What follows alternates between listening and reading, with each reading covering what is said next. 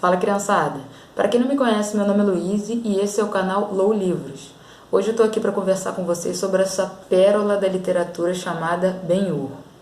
A maioria de vocês deve conhecer essa história por conta da adaptação para cinema que teve nos anos 50, que é a mais popular, né, com Charlton Heston, mas o material fonte é esse aqui. O livro é de autoria do americano Lew Wallace e o nome todo da obra é Ben-Hur, uma história no tempo de Cristo. Mas calma. A primeira coisa que eu tenho a dizer a você é que esse de modo algum é o livro que está procurando converter alguém ao cristianismo ou alguma coisa do tipo. Ele vai usar a história de Jesus como pano de fundo para contar a história do protagonista, o Judá Ben-Hur. Então, vou falar um pouquinho agora sobre o nosso autor. O Lew Wallace, ele era um advogado e militar americano durante o período ali da Guerra de Secessão ou Guerra Civil. Ele era um cara que era muito fã dos relatos bíblicos, né? Afinal de contas é a maior história já contada. Era um cara que acreditava num ser superior e divino e no Jesus Cristo histórico, embora ele não concordasse com algumas coisas a respeito da vida de Cristo que eram faladas. Então ele resolve tomar para si a tarefa de pesquisar a fundo a vida de Jesus Cristo e nos brinda com essa obra maravilhosa. Vou contar agora um pouco sobre como é que se deu esse processo. O Lew Wallace, ele meio que estava querendo provar alguns pontos da vida de Cristo. E aí, ele que era um cara que tinha, assim, um pouco de espiritualidade, mas que não era uma fé muito grande, ele acaba se convertendo de vez. E aí você tem o Ben-Hur, né? Então, sem mais delongas, vamos à nossa sinopse.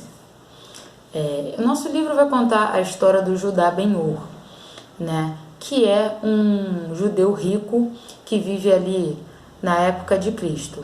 Então, só para dar uma contextualizada, né? Se estamos na época de Cristo, a gente fala ali da Judéia, como era chamada a província, sob dominação romana, né? O Império Romano.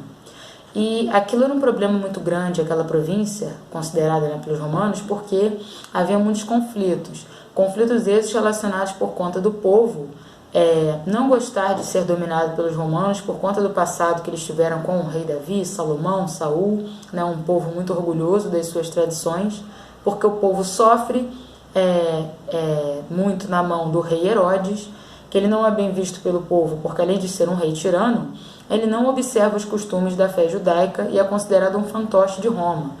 Inclusive, ele não dá a mínima para o fato dos romanos adorarem deuses e meio que também não liga para imagens dos ídolos romanos sendo colocadas nos lugares sagrados para a fé judaica. Uma outra questão também é a elite sacerdotal que comanda a vida das pessoas como mão de ferro pela lei e que também não está muito preocupada com o bem-estar do povo mais pobre.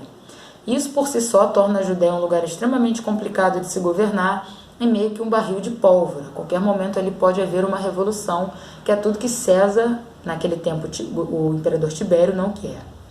Então, essa questão do conflito entre o imperialismo romano e uma cultura tentando preservar suas tradições e se afirmar, é justamente o que vai causar a tragédia da história.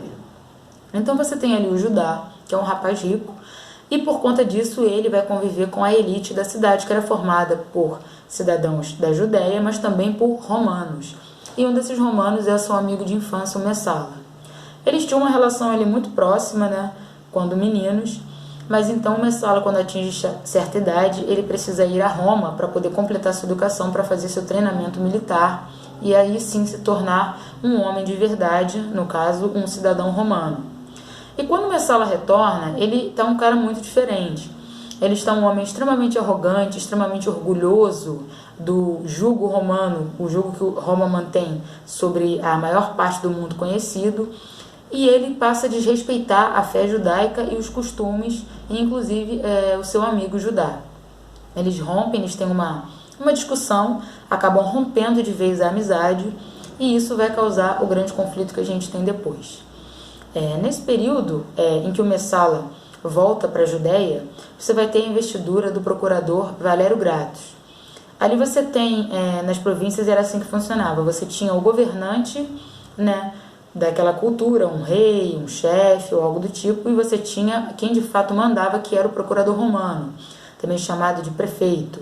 Era ele quem de fato tomava as decisões importantes. E durante a escolta, que vai levar o Valério Gratus para assumir o comando, a família do Ben-Hur está assistindo ali de sua casa quando de repente uma das telhas da casa se solta e acaba atingindo o governador.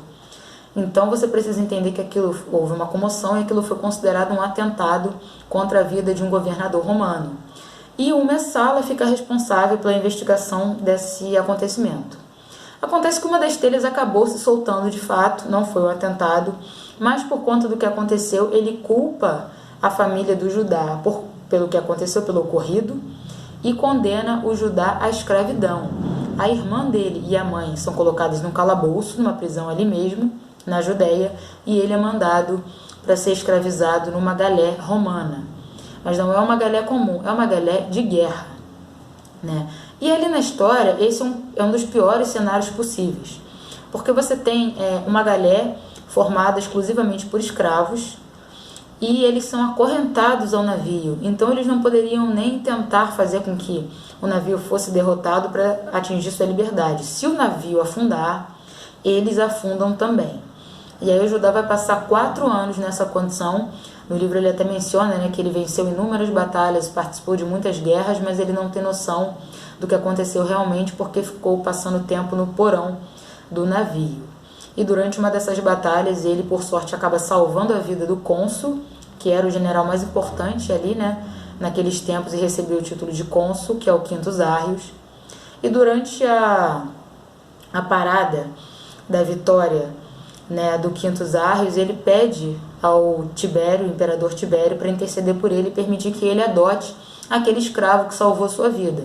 Então, o Judá Ben-Hur acaba se tornando filho adotivo do Quintus Arrius e, portanto, cidadão romano e herdeiro de toda a sua fortuna e de todos os seus bens. O livro aborda que o Judá ele passa um tempo considerável em Roma, aprendendo os costumes do povo, se educando, treinando para ser soldado, né? Ele treina vários tipos de esportes, isso é bem interessante, inclusive, esse trecho. E depois, quando ele retorna à Judéia para tratar de negócios, ele vai conhecer uma das figuras mais legais assim da história, que é o Sheik Ilderim. O Sheik Ilderim, ele é um homem de negócios, ele é como se fosse um promotor de eventos, ele seria o Don King do tempo dele. E a principal atividade dele são corridas de carro. E atenção, você jovem que cresceu admirando Dominique Toretto e suas aventuras, saiba que antigamente os carros eram bem diferentes. Nós estamos falando de uma corrida de quadrigas, né?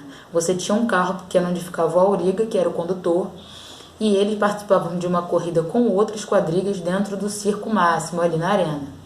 E essa atividade era extremamente perigosa. O número de mortes era grande, né? E você tinha também o perigo de ter lesões muito sérias para o resto da vida. E o Judá fica sabendo através do Sheik, que quer competir mais uma vez, porque ele já perdeu em anos anteriores, que um dos grandes campeões do circo máximo naquela época é o Messala, sim, aquele seu amigo que o traiu e que condenou a sua família a um destino terrível. Então o Ben-Hur vê ali uma oportunidade para poder se vingar do Messala. Seria mais complicado o Ben-Hur tentar fazer isso diretamente com um assassinato assim, comum, porque ele poderia colocar a sua condição enquanto cidadão romano em risco e até piorar algumas coisas. Mas dentro da arena, literalmente não havia lei. Como eu disse, era uma atividade extremamente perigosa e era permitido aos aurigas fazerem qualquer coisa para buscar a vitória.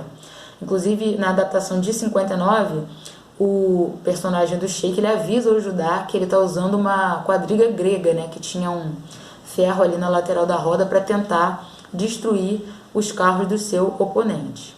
Então, o Judá acaba entrando numa negociação com o Sheik, que ele será seu auriga, para tentar, então, se vingar do seu ex-amigo. E essa é a sinopse da nossa história. Galera, eu posso garantir para você que você deve estar pensando que, pô, você contou tudo, né? Você até contou como é que vai falar. Não falei se ele vai conseguir se vingar.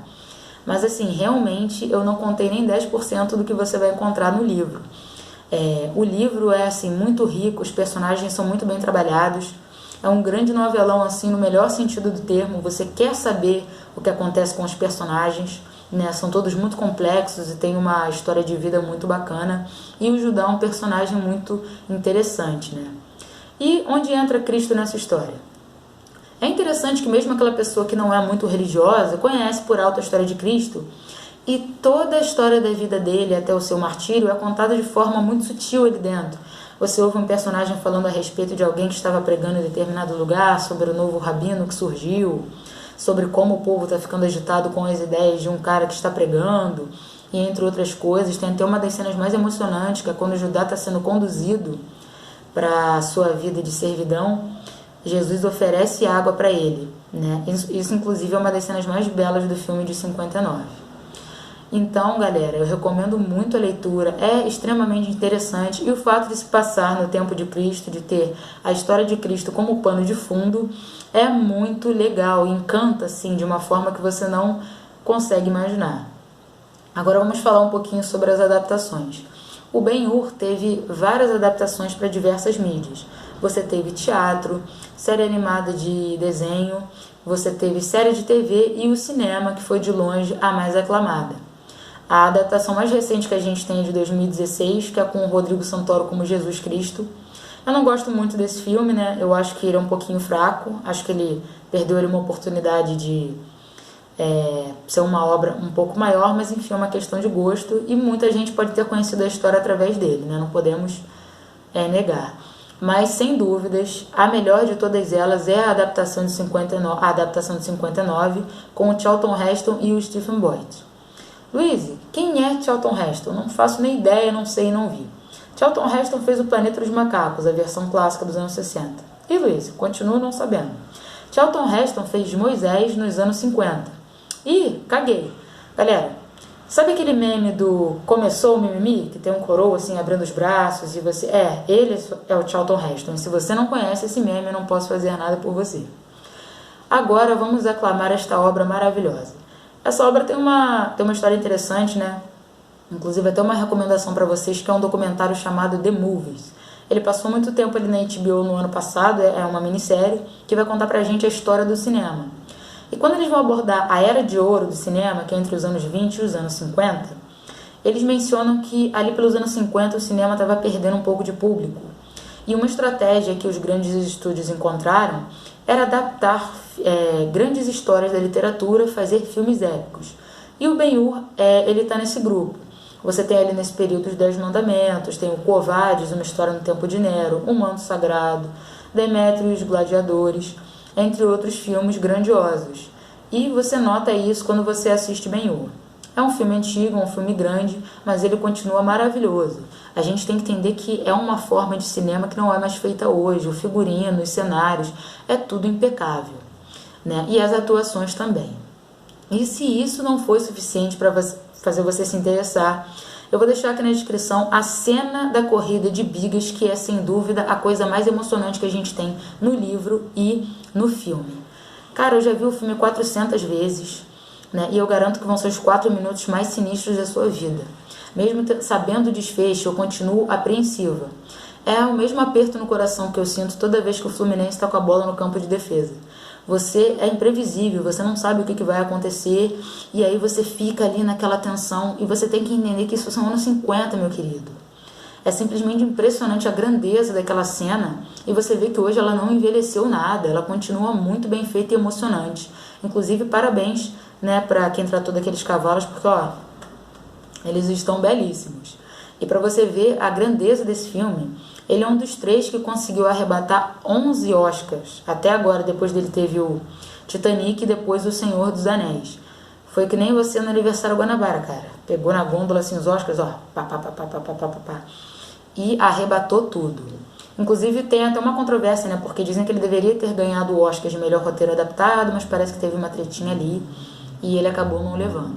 Então, galera, eu recomendo muito que você corra atrás desse filme.